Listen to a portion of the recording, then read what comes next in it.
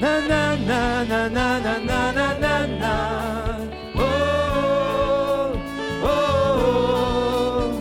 Na na na na na na na na na na. Oh, encore une fois, na na. Na na na na na na na na na na. Oh,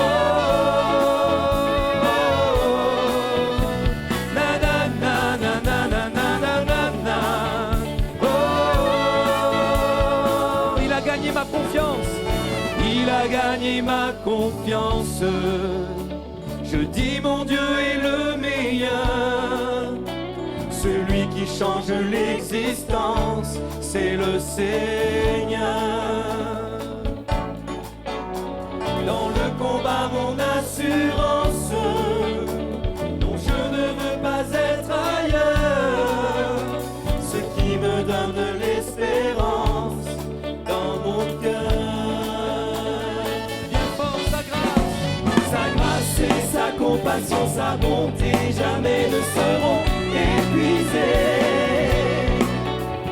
Sa faveur et tous ses dons, la grandeur de son nom inégalé. À jamais, à jamais.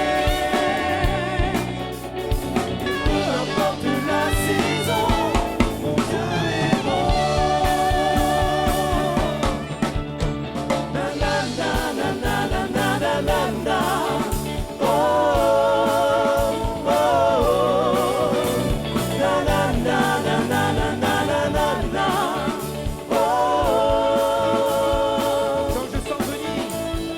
Quand je sens venir l'orage, quand la tempête veut se lever, le creux de sa main est mon passage obligé. Et quand l'ennemi fait barrage, quand je perds de vue ma valeur, ce qui me donne du courage dans mon cœur. Sa grâce et sa compassion, sa grâce et sa compassion, sa bonté jamais ne seront épuisées. Sa faveur et tous ses dons, la grandeur de son nom inégalé. À jamais, à jamais. Et peu importe la saison, mon Dieu est bon. Na na na na na na na na na na. Oh, oh, oh. Na na na na na na na na na na. Oh. J'ai vu même la discipline n'a pu m'empêcher de tomber. Et sans sa main, oui, j'imagine où je serais. Quand les amis se camouflent, quand mon meilleur choix est le pire, quand je me sens à bout de souffle, je veux dire bien fort sa grâce et sa compassion. Sa grâce et sa compassion, sa bonté jamais ne seront épuisées. Sa faveur et tous ses dons, la grandeur de son nom inégalé. À jamais,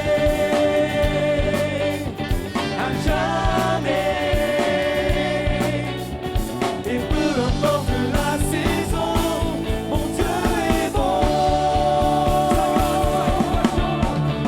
Sa grâce et sa compassion, sa bonté jamais ne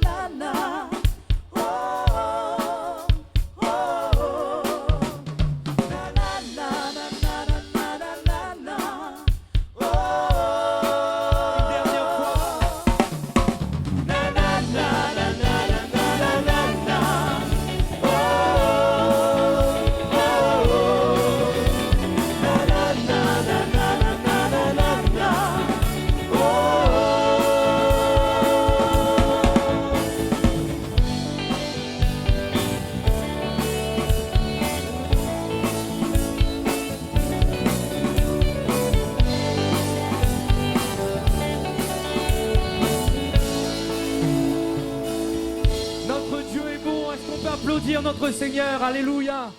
Bonjour à toutes et à tous. Ce livre s'appelle la Bible. C'est plus qu'un livre de religion, c'est la parole de Dieu. Inspiré par Dieu, des hommes nous ont laissé des textes qui ne sont pas dépassés. Il y a dans cette Bible l'histoire de la création, l'histoire du peuple d'Israël, il y a l'histoire de Jésus-Christ, sa mort sur la croix, sa glorieuse résurrection, son ascension au ciel, et il y a l'histoire de l'Église à ses commencements. Je crois, dur comme fer, la vérité, l'authenticité de la parole de Dieu. Nous avons entendu quelques témoignages qui confirment bien ce que la Bible dit. L'Évangile, c'est une puissance de Dieu qui donne le salut, qui transforme les vies, qui fait d'un alcoolique, comme nous l'avons entendu, un être libéré. Enfin, vous avez entendu les témoignages. Beaucoup pourraient dire au milieu de nous ce que le Seigneur a fait dans leur vie. Oui, je bénis Dieu pour cette parole qui est vivante, qui est toujours d'actualité. L'Évangile n'est pas dépassé. L'Évangile est toujours d'actualité. Pourquoi ? Parce que le Christ est réellement ressuscité, monté au ciel, assis sur son trône, d'où nous l'attendons parce qu'il revient bientôt. Amen. J'aimerais vous dire, chers amis, que vous avez, quand vous étiez à l'école, prononcé ou écrit le nom de Jésus. Il y a ce qui s'est passé avant Jésus-Christ et ce qui s'est passé après Jésus-Christ. Nous sommes en 2024, non pas après Napoléon ou après je ne sais qui, mais nous sommes en 2024 après Jésus-Christ. Et à l'école, nous avons tous écrit le nom de Jésus. Quand nous faisions le cours d'histoire, nous nous souvenons que celui qui a inventé l'école, qui n'est pas toujours apprécié par les enfants, Charlemagne, 8 siècles avant Jésus-Christ. C'est lui, le roi des Francs, qui a institué l'école dans tout le royaume. Celui qui a inventé l'imprimerie, Gutenberg, en 1450, à partir d'éléments métalliques mobiles, c'est Gutenberg en 1450, après Jésus-Christ. Il y a donc des événements qui ont lieu avant, qui ont marqué l'histoire. Et il y a les événements qui ont lieu après et qui ont aussi marqué l'histoire.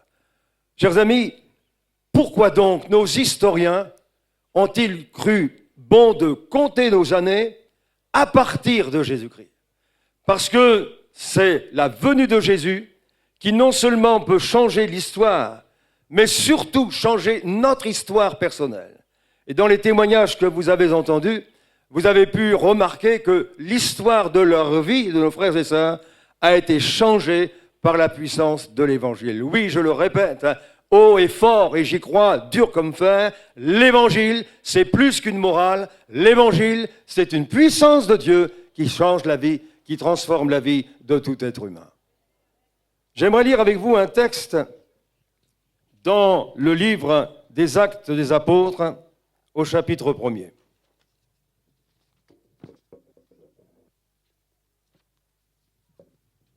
Voici ce que dit l'Écriture.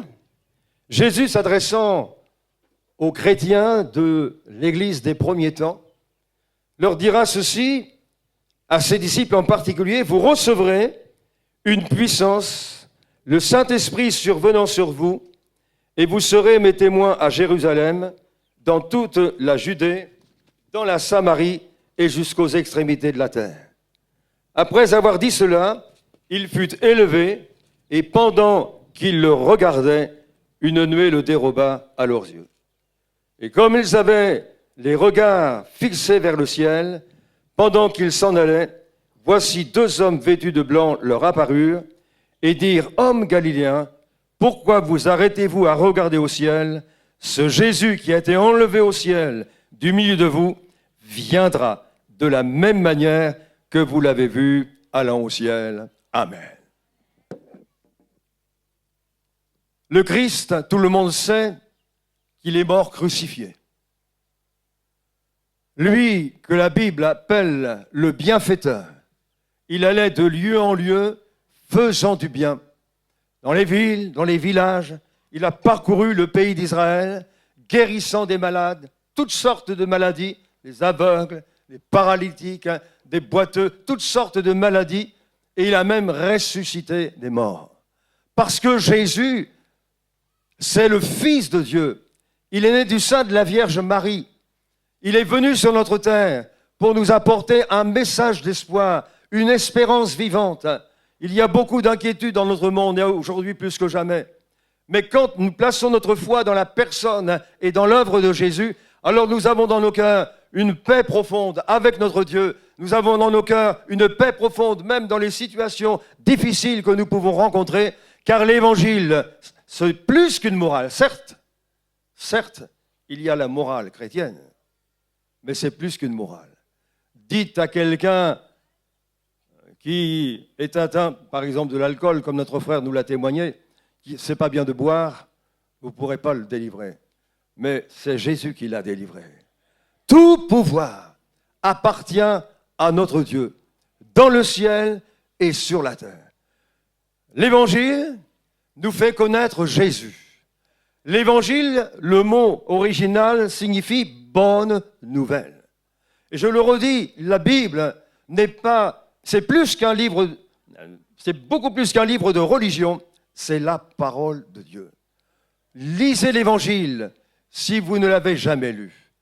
Et je vous assure que vous découvrirez un sauveur merveilleux, un sauveur admirable, un sauveur, quand on découvre ce qu'il est véritablement, on s'attache à lui pour l'aimer et pour le suivre de tout son cœur. Les chrétiens nés de nouveau qui ont fait l'expérience de la nouvelle naissance. Qu'est-ce que c'est que l'expérience de la nouvelle naissance? Eh bien, c'est tout simplement l'expérience de la naissance d'une nouvelle vie. Vous avez entendu dans ces témoignages qu'il y a eu chez nos frères et sœurs, par leur expérience avec le Christ, la naissance d'une nouvelle vie. Et il est vrai que la vie avec Christ, c'est la plus belle de toutes les vies. Ça fait 67 ans que j'ai accepté le Christ comme mon sauveur. Et croyez-moi, je suis heureux de le connaître, heureux de l'aimer. Parce que le Seigneur ne nous demande pas de nous soumettre à des rites, à des cérémonies religieuses en certaines dates, en certaines circonstances. Mais ce que l'Évangile nous propose, c'est une relation avec le Seigneur, une relation d'amour.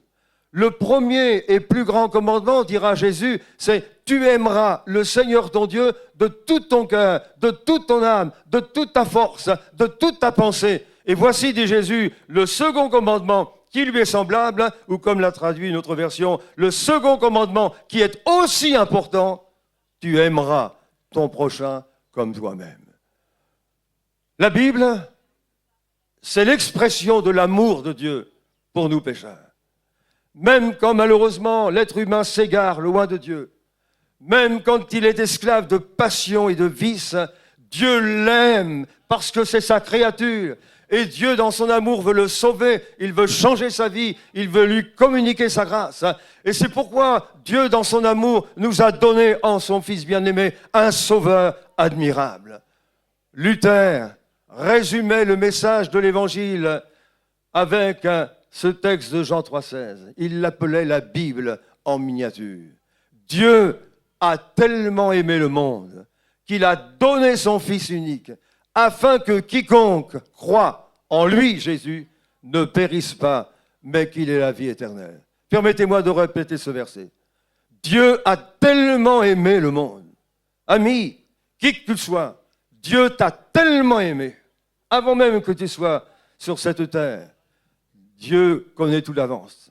Il t'a tellement aimé que pour te sauver, il a donné son Fils unique, afin que, croyant en lui, tu ne périsses pas, mais que tu aies la vie éternelle. L'Évangile, c'est la bonne nouvelle pour tout être humain. Ne vous sentez surtout pas indigne de bénéficier de l'amour de Dieu. L'amour de Dieu est incomparable. Il y a dans la Bible 3 définitions de Dieu. Dieu est esprit, Dieu est amour et Dieu est saint.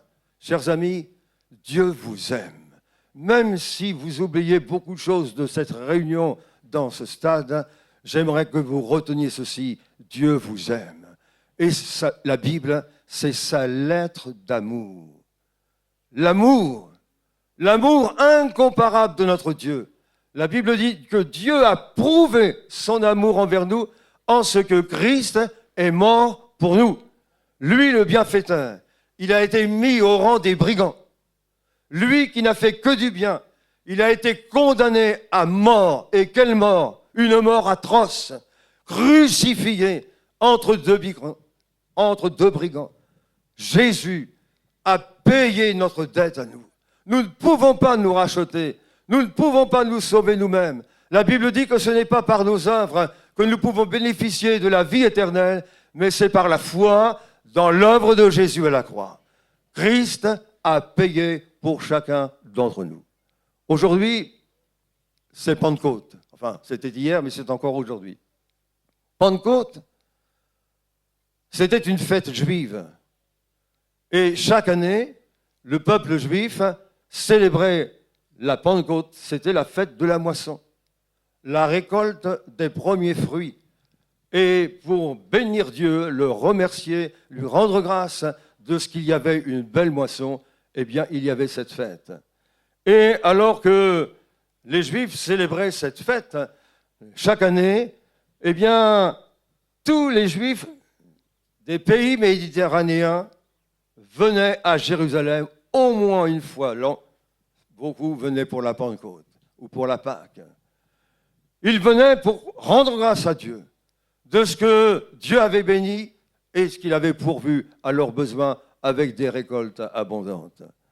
Et quand ils sont venus à Jérusalem, la ville était pleine, archi-pleine, il s'est passé quelque chose de miraculeux. Les 120 disciples de Christ, au départ ils étaient 12, d'autres se sont ajoutés, se sont réunis dans une chambre haute et ils ont prié Dieu, ils ont adoré Dieu, attendant la promesse que le Seigneur leur avait faite. Et nous l'avons lu dans ce texte. Jésus avait dit à ses disciples, « Vous recevrez une puissance, le Saint-Esprit survenant sur vous, et vous serez mes témoins à Jérusalem, dans la Judée, dans la Samarie et jusqu'aux extrémités de la terre. » Et alors qu'ils étaient ensemble, mais qu'ils priaient Dieu, la Bible dit, tout à coup, dans cette chambre haute, il y a eu un vent impétueux, il y a eu une action de Dieu particulière qui s'est révélée et manifestée sur la vie de chacun. Il y a eu comme des flammes de feu qui se sont posées au-dessus de leur tête. Et la parole de Dieu nous dit qu'ils se sont mis à adorer, mais d'une manière particulière, ils se mirent à parler dans des langues qu'ils n'avaient pas apprises, dans des langues qu'ils ne connaissaient pas. Et au bruit qui eut lieu, tous ces Juifs des pays méditerranéens qui étaient venus pour célébrer la fête de la Pentecôte, fête de la moisson, eh bien, ils ont entendu ces Juifs de Jérusalem qui adoraient, qui louaient Dieu, qui disaient des choses merveilleuses au sujet de Dieu dans leur propre langue. Et vous lirez au chapitre 2, la dernière langue qui a été citée, c'est la langue arabe. Toutes sortes de langues, des langues qu'ils ne connaissaient pas, des langues qu'ils n'avaient pas apprises, mais le miracle de la Pentecôte, à partir du chapitre 2 du livre des Actes, c'est cette manifestation de la toute-puissance de Dieu. Or, le Saint-Esprit venant dans la vie du chrétien n'est pas une décoration. Le Saint-Esprit venant dans la vie du croyant, ce n'est pas un diplôme pour se satisfaire, mais c'est une puissance. C'est celle de Dieu pour faire de nous des témoins à la gloire du nom de Jésus. Vous recevrez une puissance, celle du Saint-Esprit survenant sur vous, et vous serez mes témoins, a dit Jésus. Le Seigneur a envoyé ensuite ses apôtres, il a envoyé ses disciples pour témoigner de la puissance de l'Évangile, et l'Évangile, au fil des siècles, s'est répandu, même jusque dans l'île de la Réunion. Amen. Notre frère Aimé Cizeron, en 1966, est venu dans cette île pour apporter cette bonne nouvelle, et je bénis Dieu pour le peuple de Dieu qui se rassemble.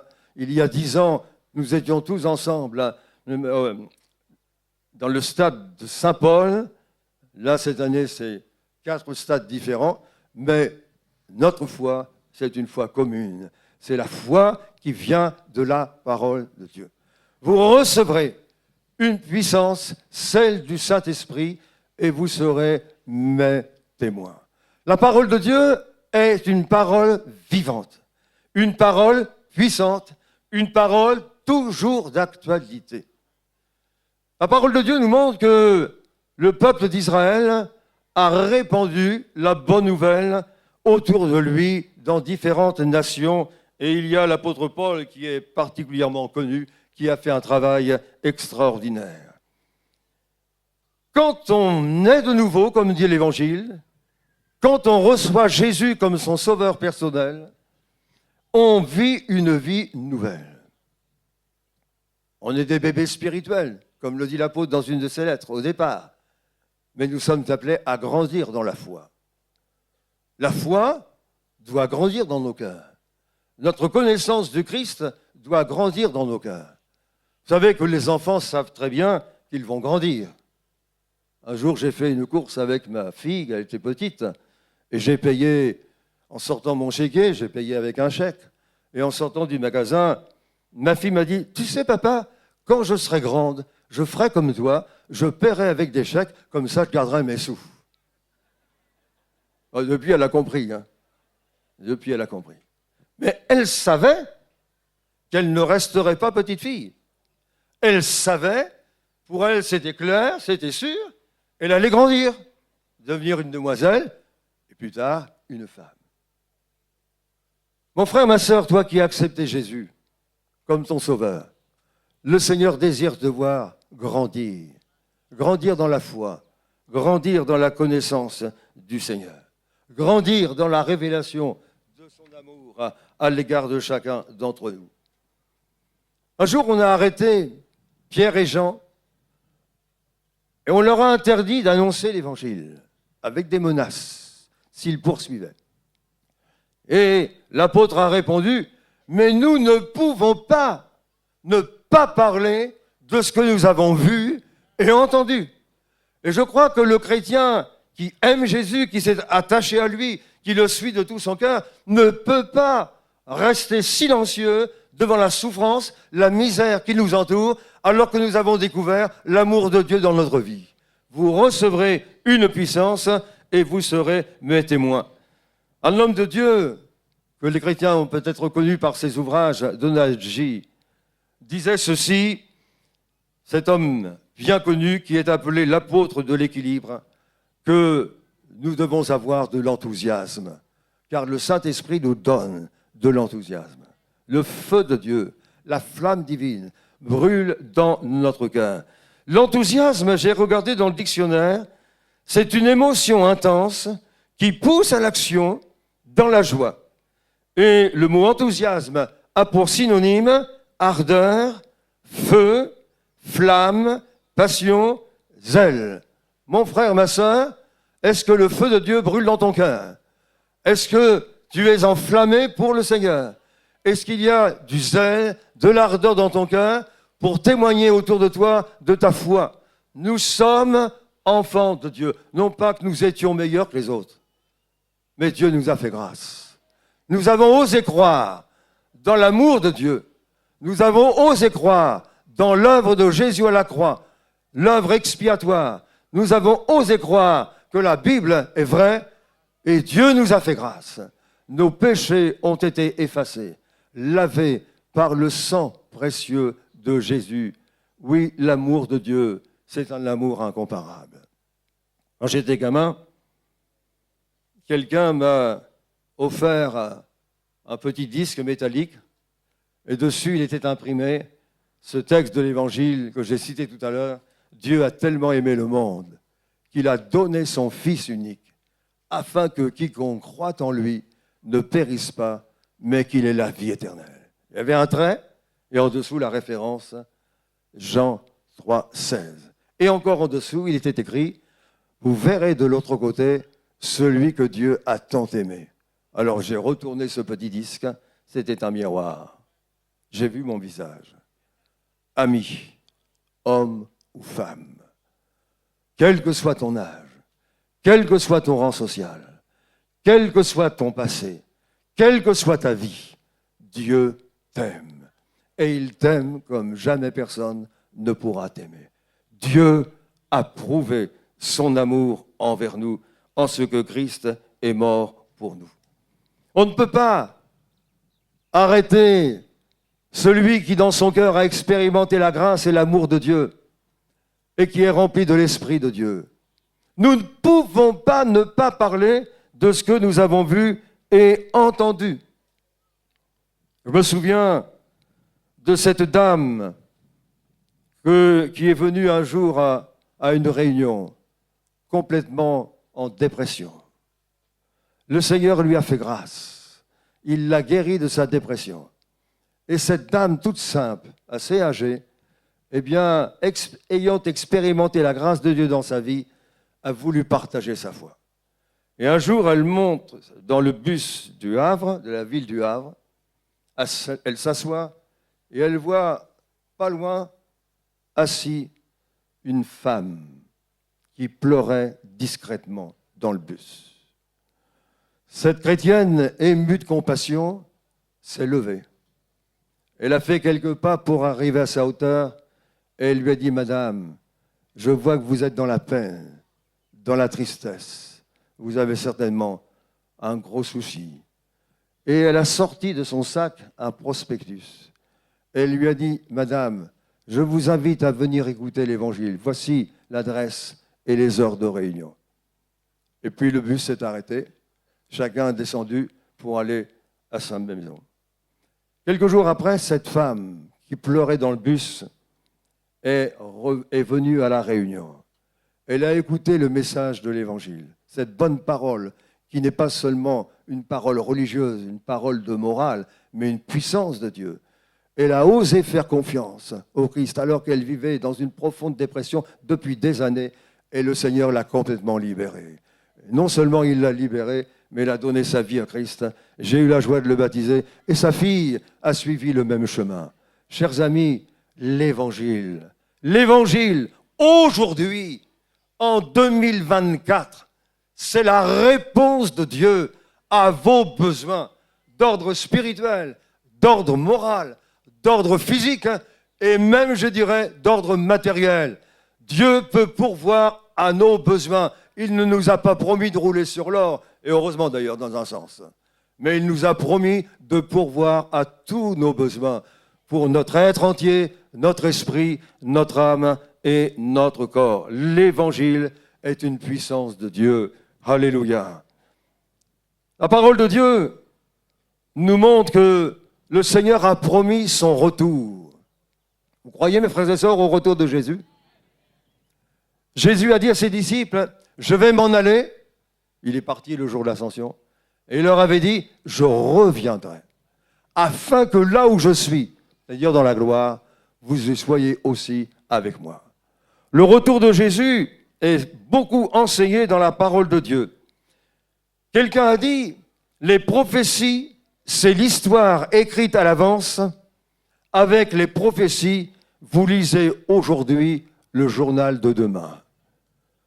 Les prophéties écrites par des hommes de Dieu ont été inspirées par le Saint-Esprit.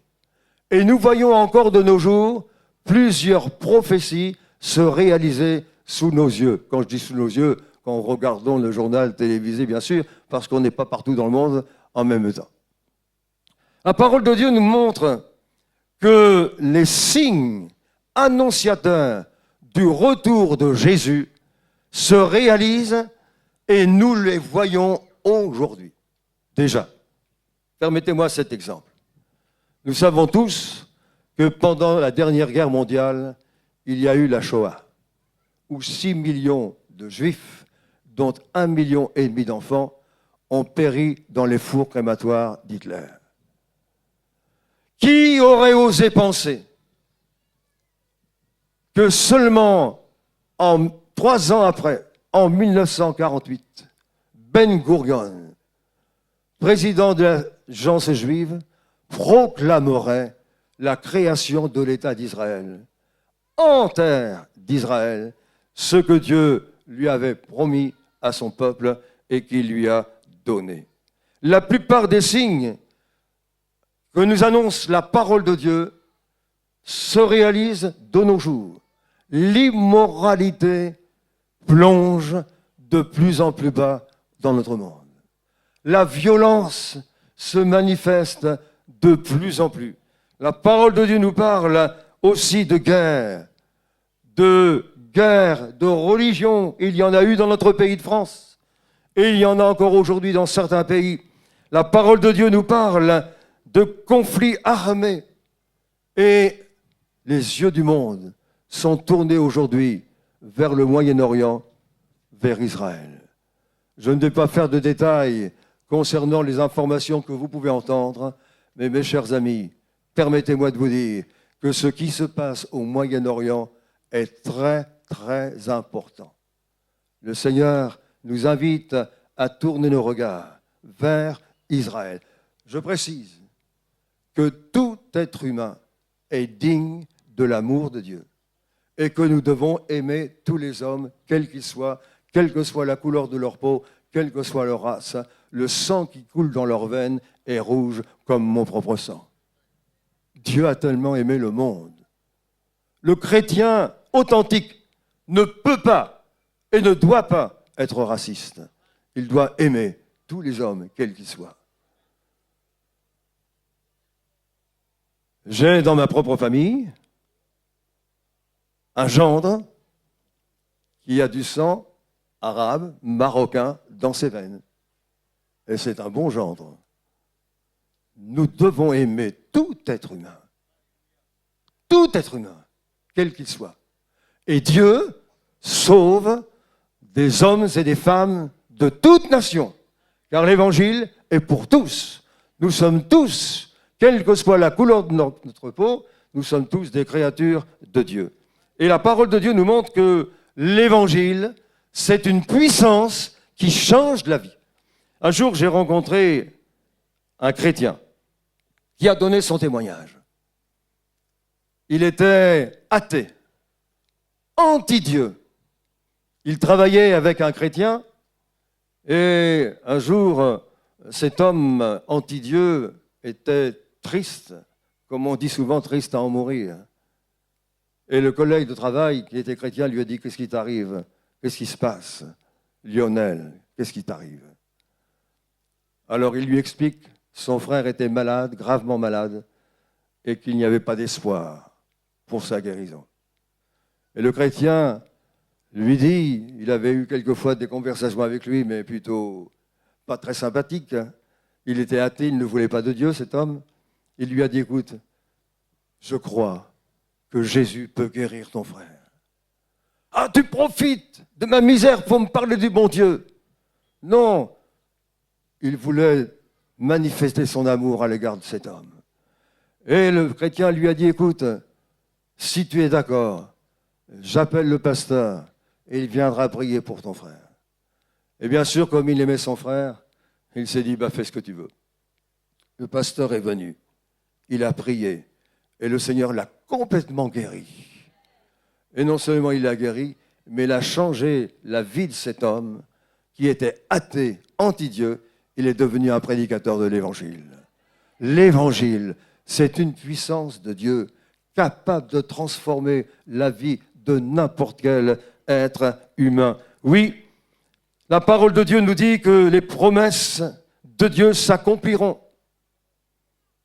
La plupart des signes que Jésus a annoncés se réalisent dans des catastrophes naturelles qui se multiplient et aussi en intensité. Il y a toujours eu des catastrophes, mais comme aujourd'hui.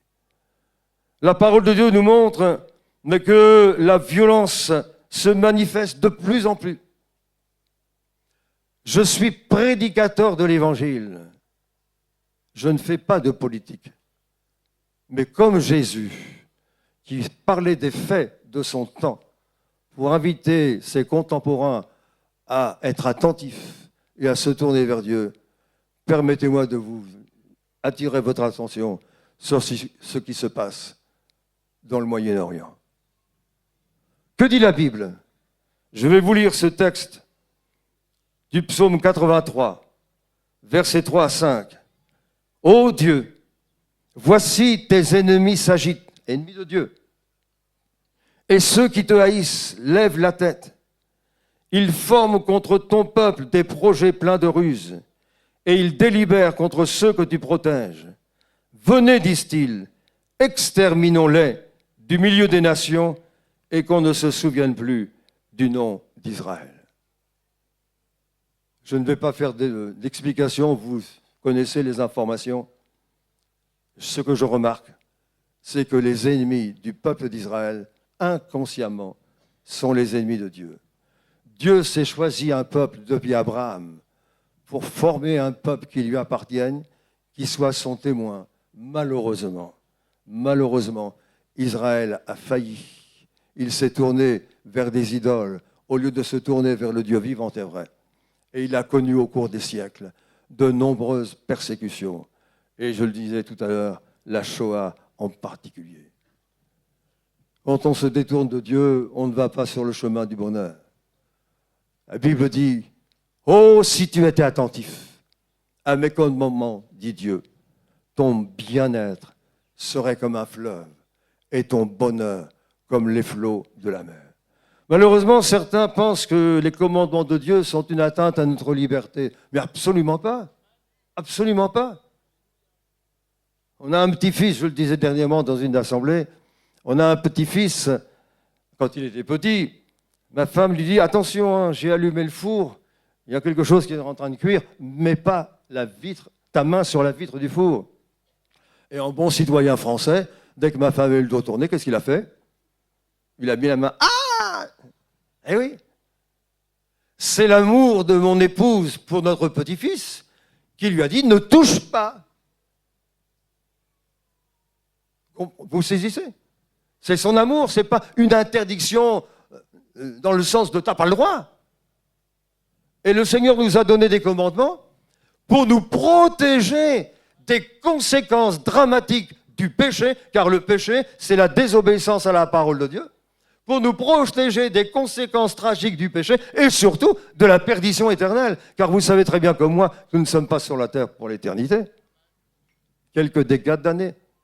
Ma grand-mère, qui est partie vers le Seigneur à 99 ans, me disait quelques semaines avant de partir, je cite textuellement, « Tu sais, mon petit gars, une vie, c'est pas long. » 99 ans. 99 ans. Une vie, c'est pas long. Quand on est jeune, on a l'impression d'avoir une éternité devant soi, mais croyez-moi que la vie passe vite. Je suis pas dans ma première jeunesse, ni dans la deuxième, ni dans la troisième, mais dans la quatrième jeunesse. Mais c'est vrai, la vie, la Bible dit que c'est un souffle. La Bible dit que c'est comme une ombre qui passe. La Bible dit que c'est comme une vapeur. Et sur cette terre, nous n'y sommes que pour quelques décades d'années, mais il y a une éternité qui nous attend. Notre corps est mortel, parce qu'il a été pour nous tous, vous et moi, un instrument de péché d'une manière ou d'une autre. Mais nous avons un esprit, une âme, qui, lui, subsiste après la mort. Notre esprit subsiste après la mort. Notre âme subsiste après la mort. Notre corps n'est que l'enveloppe de nous-mêmes. Quand quelqu'un décède, on dit quelquefois, il est parti. Non, vous ne dites pas ça? Il est parti. Mais il est parti où? Son corps est là, mais son être véritable, son esprit, son âme, ce qui fait notre personnalité est parti. La Bible dit qu'après la mort vient le jugement. Or, Dieu nous a tellement aimés qu'il nous a envoyé son Fils pour qu'il expie nos péchés par son sacrifice et que nous obtenions le pardon de nos péchés par la grâce de notre Dieu. La promesse de Jésus, le retour, nous l'attendons de tout notre cœur. Une version a traduit, nous l'attendons de toutes les fibres de notre être. Vous savez, on peut attendre le bus alors qu'il pleut et qu'il y a du vent, et puis le bus a du retard, on peut manifester certaines réactions, mais quand on attend un cadeau, c'est autre chose, hein. Il y a la manière d'attendre. Nous attendons le retour de Jésus, et nous savons qu'il revient bientôt. Les signes annonciateurs sont là, sous nos yeux, et nous les découvrons quand nous considérons ces choses avec attention. Depuis le 7 octobre 23, vous savez qu'il s'est passé quelque chose d'horrible en Israël. J'ai eu l'occasion d'aller plusieurs fois dans ce pays. J'ai eu l'occasion de rencontrer des chrétiens arabes, des chrétiens palestiniens, des chrétiens israéliens. Je me souviens à Bethléem, nous avions une rencontre avec 10 pasteurs palestiniens. Vous ne pouvez pas imaginer mon émotion de serrer la main à ces frères qui, comme nous, croient au Seigneur Jésus. Mais il y a malheureusement dans le monde des guerres, du racisme, un tas de choses. Nous prions régulièrement pour le peuple d'Israël et nous prions régulièrement pour les Arabes et pour les Palestiniens parce que le Seigneur les aime autant que nous, autant que vous. Et je bénis Dieu pour ceux qui, de ce peuple, se tournent vers Jésus, qui ont compris l'amour de Dieu manifesté par la personne de Jésus et par son sacrifice. Un chef d'État, je tairai le nom volontairement, un chef d'État n'a pas hésité de dire, et vous l'avez peut-être entendu, devant les médias du monde entier à la tribune de l'ONU, l'Holocauste est un mythe. Je cite, « Israël est une tumeur au Moyen-Orient. Il faut rayer Israël de la carte. » Et on entend encore aujourd'hui cela. Encore aujourd'hui. Chers amis, prions pour le peuple d'Israël. Prions pour les Palestiniens. Prions pour tous les Arabes. Prions pour tous les peuples. La Bible dit, Dieu veut que tous les hommes soient sauvés et parviennent à la connaissance de la vérité. Ça, c'est écrit noir sur blanc dans la Bible. Selon le ministère de l'Intérieur français, nous avons eu en 3 mois en France autant d'actes antisémites que durant les 3 dernières années, ce qui correspond sur 2023 à une augmentation de plus de 300%. Dieu n'est pas pour la guerre. Dieu est un Dieu de paix, un Dieu de grâce, un Dieu de miséricorde. Mais je souligne ces choses pour vous dire ce que la Bible a écrit. Les prophéties bibliques se réalisent de nos jours. Et nous, chrétiens, nous attendons Jésus qui revient bientôt. Amen. L'attends-tu, mon frère, ma soeur? Jésus revient. Es-tu prêt pour partir avec lui? Nous sommes appelés à être des témoins. Vous recevrez une grande force, celle du Saint-Esprit, sur vous, et vous serez mes témoins. Un jour, j'ai été témoin d'un accident de la route dans la ville du Havre.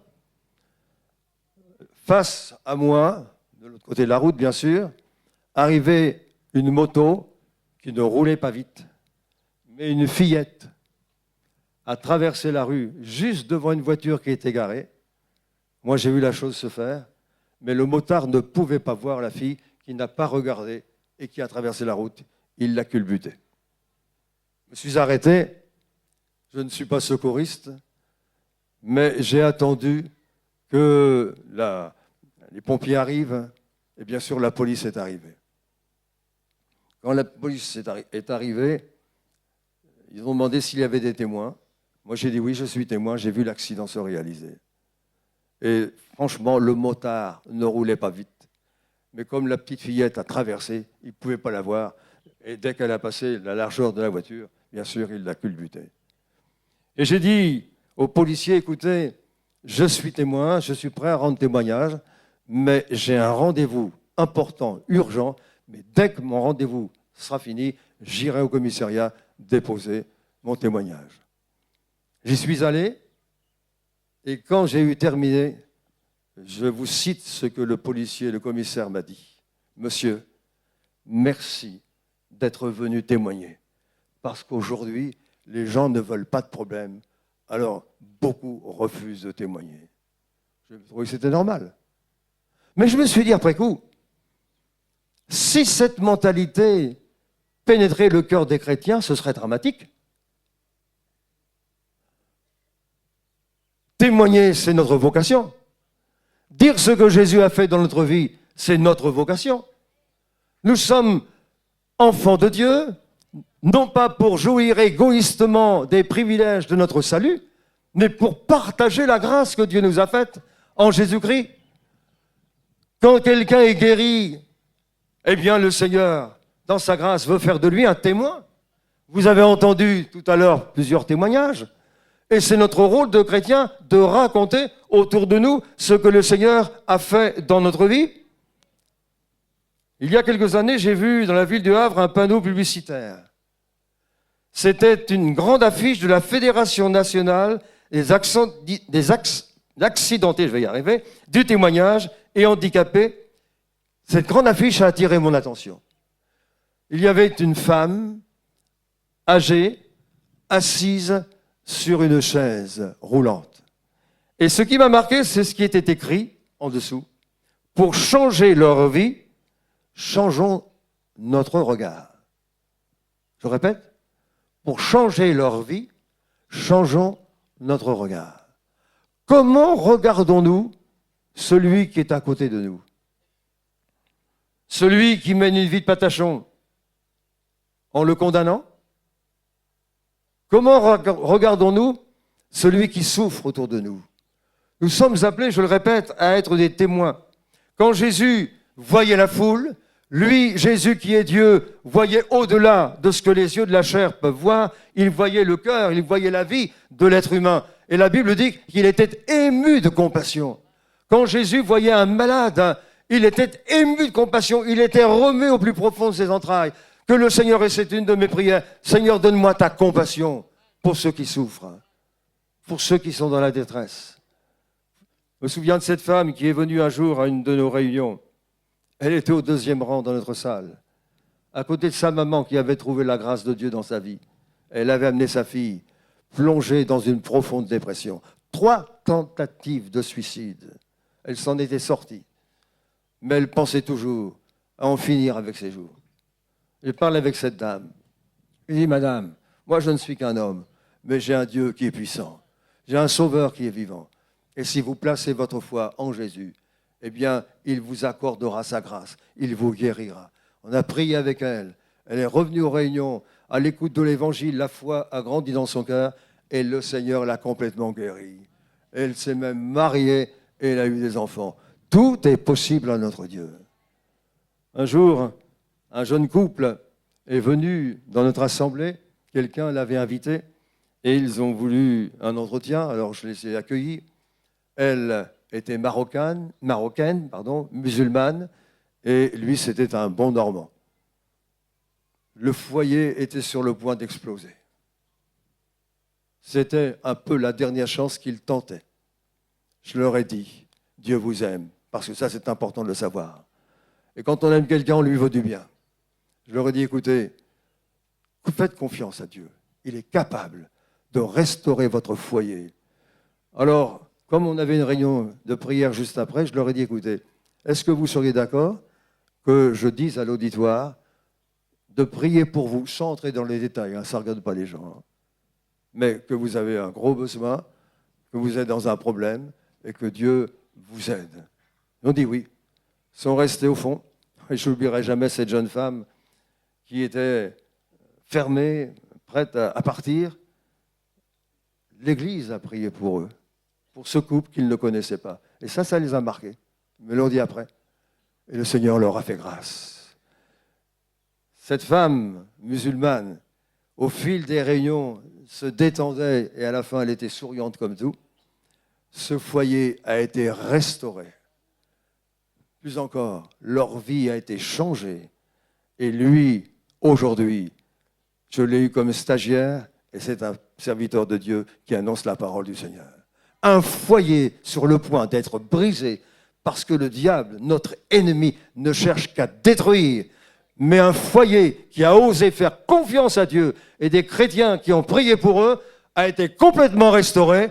Et ils sont heureux aujourd'hui, ils sont dans le midi de la France, d'annoncer la bonne nouvelle de Jésus-Christ. Alors qu'ils se trouvaient en vacances, ils étaient encore au Havre avec nous,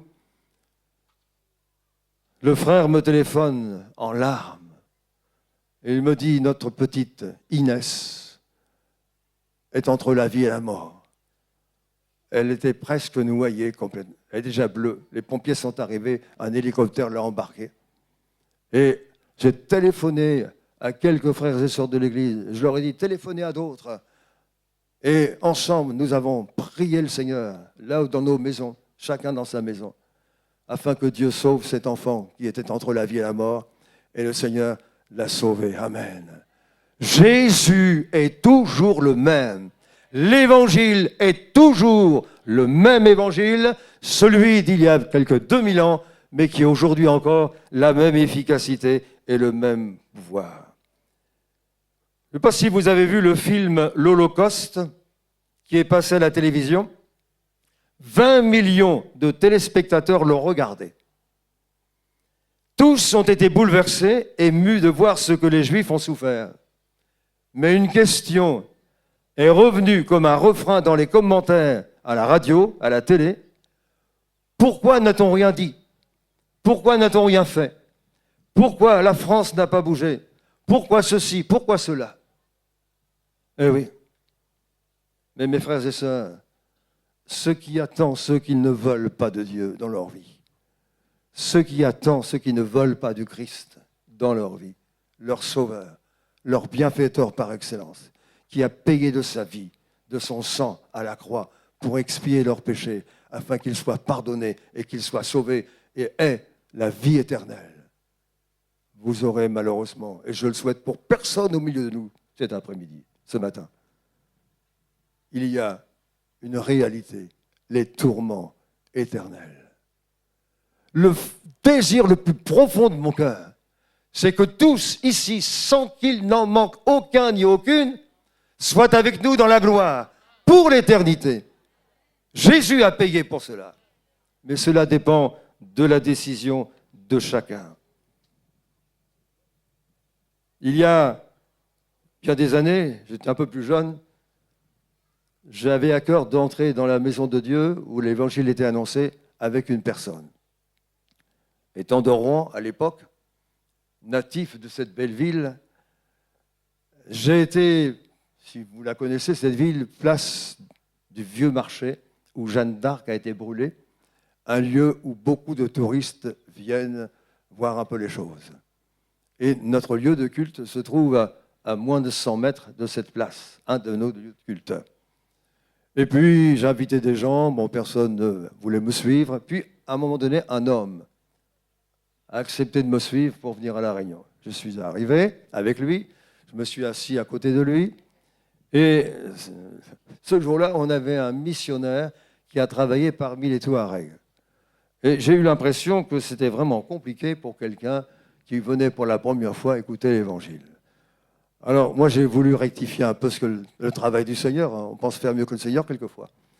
Et j'ai dit à cet homme, la réunion terminée, vous savez, aujourd'hui, c'est un peu particulier avec le frère missionnaire.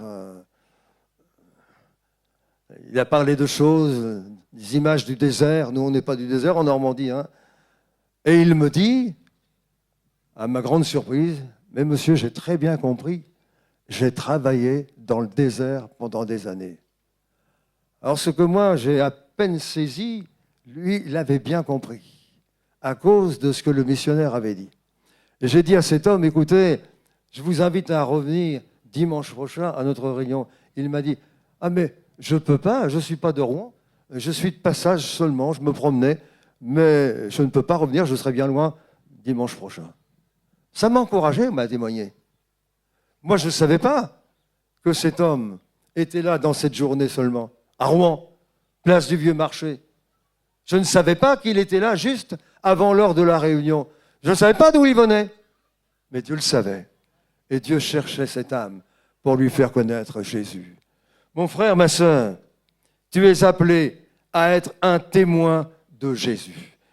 Loin d'être déconnecté des réalités d'aujourd'hui, l'Évangile répond parfaitement aux besoins de tout être humain. Alors je vous encourage, chers amis, je vous encourage, mes frères et sœurs, à témoigner autour de vous. Parlez de Jésus. Faites connaître ce que Dieu a fait dans votre vie. Dieu a tellement aimé le monde. Rappelez-vous du commandement de Jésus. Tu aimeras ton prochain comme toi-même. Quel qu'il soit, d'où qu'il vienne, quel que soit son passé, quelle que soit sa vie, même si c'est un anti-Dieu, Dieu peut toucher son cœur et sauver son âme. Béni soit le nom de Jésus. Je vous aime, mes frères et sœurs, en Christ. Je vous aime, vous qui ne connaissez pas encore le Seigneur. Et mon désir, c'est que vous découvriez sa grâce et son amour merveilleux. Amen. Nous allons nous lever, s'il vous plaît, et ensemble demander au Seigneur sa grâce et sa bénédiction sur chacune de nos vies. Notre Père céleste, nous te louons de tout notre cœur et nous te bénissons de toute notre âme, de l'amour que tu nous as témoigné. Jamais je ne me fatiguerai de te bénir, de te remercier de cet amour incomparable. Tu nous as tellement aimés que tu nous as donné ton Fils bien-aimé, celui qui faisait tout ton plaisir, celui qui faisait ta joie dans la gloire. Tu nous l'as donné, Seigneur, et il est mort lui-même, il s'est offert, il est mort souffrant l'abominable crucifixion, il est mort expiant nos péchés, il est mort versant son sang afin de nous purifier et de nous acquérir le pardon, le salut et la vie éternelle. Je veux te prier, Seigneur, pour nos amis qui sont là, qui ne te connaissent pas encore, qu'ils puissent découvrir la richesse de ta grâce, l'abondance de ta grâce. Seigneur, tu es vraiment merveilleux. Oui, mon âme adore l'Éternel. Mon âme adore le Dieu d'Abraham, d'Isaac et de Jacob. Mon âme adore le Dieu d'Israël. Mon âme adore notre Dieu, le Dieu de tous ceux qui se tournent vers lui. Et nous te prions, Seigneur, de te révéler dans la vie de nos amis, de leur faire grâce. Et nous, tes enfants, Seigneur, que la flamme de la Pentecôte soit renouvelée dans notre cœur, que l'amour des âmes soit renouvelé dans notre cœur. Nous ne voulons pas vivre égoïstement la grâce que tu nous as donnée, cette vie que tu nous as accordée, mais nous voulons vivre la vie de Christ. Nous voulons être animés de ta compassion pour nos contemporains. Seigneur, fais leur grâce. Fais-nous grâce, Père, que le feu de Dieu nous enflamme, que nous ayons la passion des âmes, mais que nous soyons de fidèles témoins de toi. Oui, Seigneur, nous t'attendons, mais dans l'attente de ton retour, nous voulons être fidèles dans notre vocation, que ta grâce nous soit en aide. Et s'il y a de nous des personnes nouvelles, mais qui sont là et qui ne connaissent pas encore Jésus, mais pendant que les chrétiens ont les yeux fermés, mais qu'ils prient de tout leur cœur, là où vous êtes debout à votre place, levez votre main, même si moi je ne la vois pas, peu importe. Le Seigneur la verra et le Seigneur vous fera grâce. Le Seigneur vous bénira, le Seigneur vous aidera, le Seigneur vous sauvera. Là où vous êtes simplement, vous levez votre main vers le Seigneur et je crois que le Seigneur verra votre décision. J'en ai vu quelques-uns qui lèvent la main. Le Seigneur vous voit, le Seigneur vous voit. Vous là-haut qui êtes tout au fond, le balcon, le Seigneur vous voit et le Seigneur vous tend sa main, une main de secours. Le Dieu vivant et vrai, Jésus-Christ, notre bien-aimé Sauveur, est là présent par son Esprit et il vous accueille tel que vous êtes. Croyez dans sa grâce, dans son amour et dans son pardon. Amen.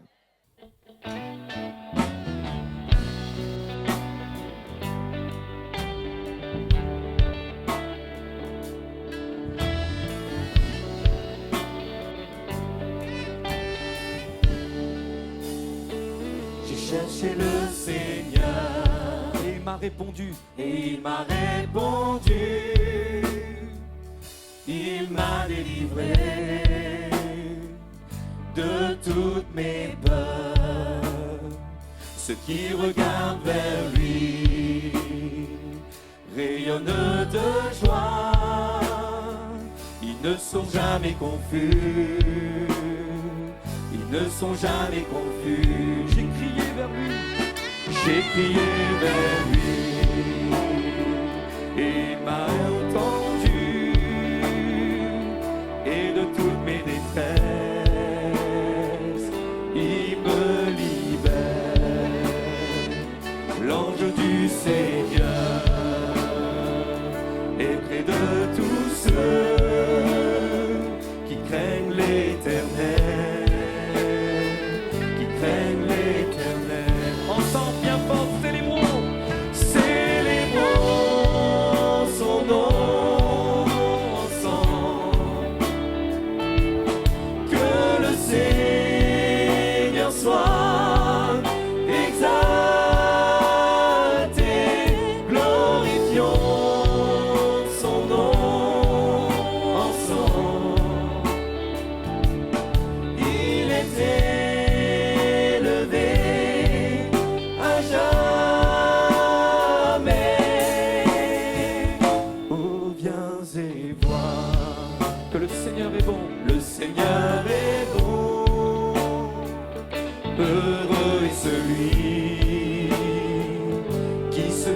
marche en lui. Oh, craignez le Seigneur, vous ses serviteurs, rien ne manque à celui qui se confie en lui. De tout notre cœur, célébrons, célébrons son nom ensemble. Que le Seigneur soit exalté, glorifions son nom ensemble.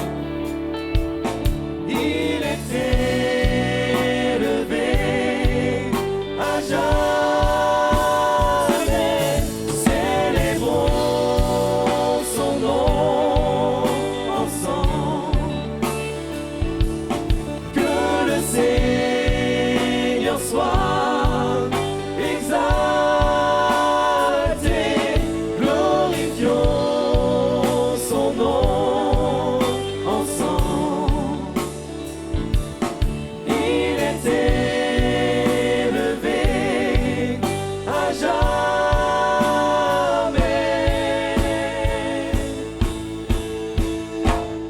Louons le Seigneur, glorifions le Roi, unis d'un seul cœur, élevons nos voix. Louons le Seigneur, glorifions le Roi, unis d'un seul cœur, élevons nos voix. Louons le Seigneur, glorifions le Roi, unis d'un seul cœur, élevons nos voix. Louons le Seigneur, glorifions le Roi, unis d'un seul cœur, élevons nos voix.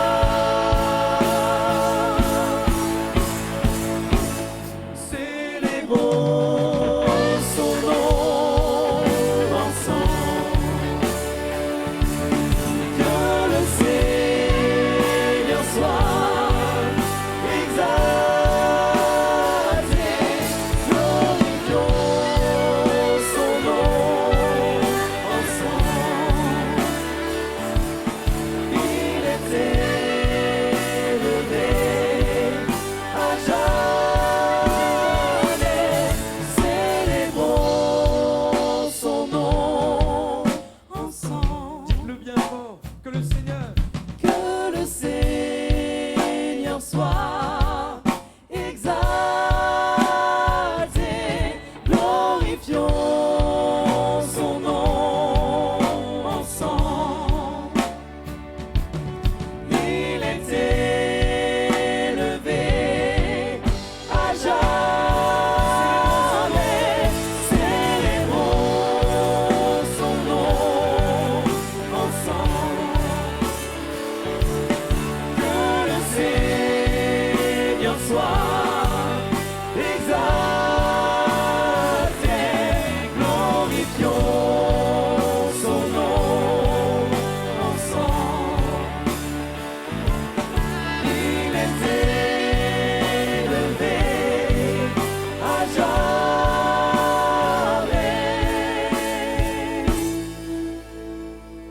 Oh, viens et vois, le Seigneur est bon, rien ne manque à celui qui se confie en lui.